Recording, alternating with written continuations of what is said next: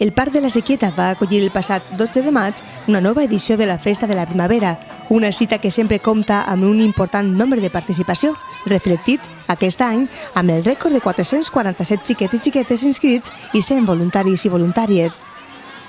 La festa va començar a la celebració del Joc Solidari, que consisteix en la realització de distintes proves per a ensenyar als xiquets i xiquetes les diferències que hi ha als 5 continents del món, a més de jugar per aconseguir diners que es varen destinar als projectes de col·laboració internacional de cada col·legi participant.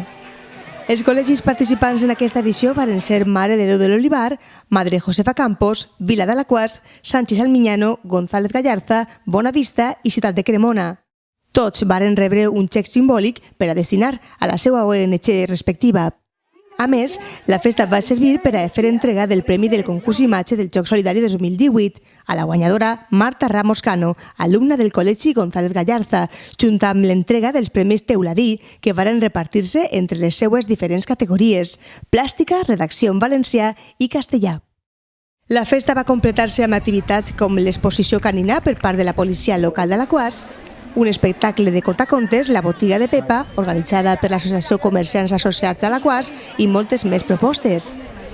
Aquesta edició històrica de la Festa de la Primavera va estar presidida per l'alcaldessa Elvira García Campos, que va estar acompanyada de la regidora de Cooperació, Diana Muñoz, i el regidor de Cultura, Toni Saura. Tots ells varen voler agrair al públic assistent la participació activa que han fet d'aquest certament tot un referent en matèria de solidaritat.